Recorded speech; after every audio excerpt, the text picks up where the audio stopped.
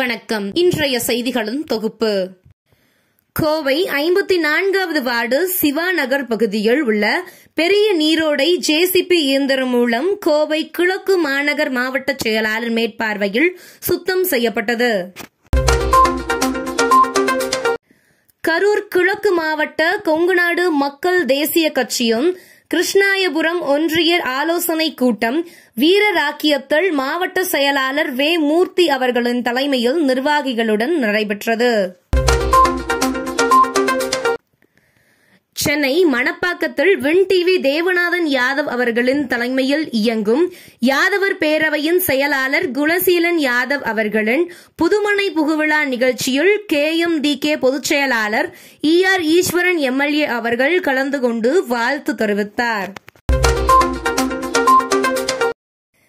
Group 1 முதன்மை எழுத்துத் தேர்வு முடிவை தமிழ்நாடு அரசு பணியாளர் தேர்வாணையம் வெளியிட்டது.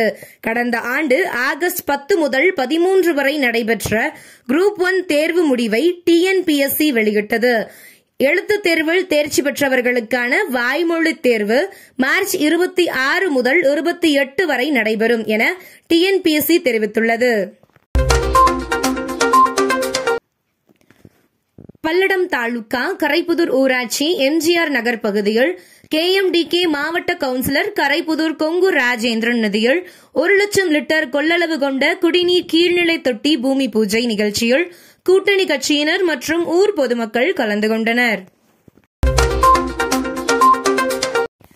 கொங்குநாடு மக்கள் தேசிய கட்சியும் நாமக்கல் வடக்கு மாவட்டத்தின் செயற்குழு கூட்டம் மாவட்ட செயலாளர் செல்வராஜ் தலைமையில் மாவட்ட அலுவலகத்தில் நடைபெற்றது.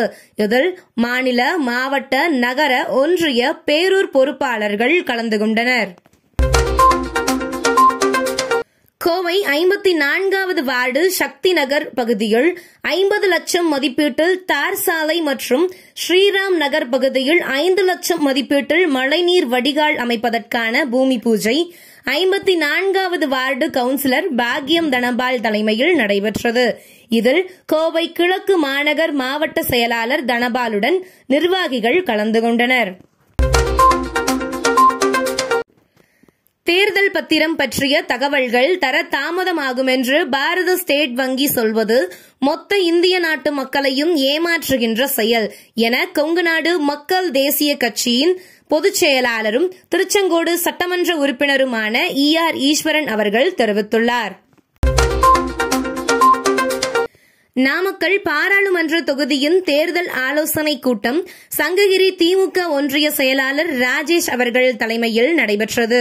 இக்கூட்டத்தில் சேலம் புறநகர் மாவட்ட செயலாளர் ராஜ்குமார், மாவட்ட தலைமை நிலைய செயலாளர் SVT பழனிசாமி மற்றும் நிர்வாகிகள் கலந்து கொண்டனர்.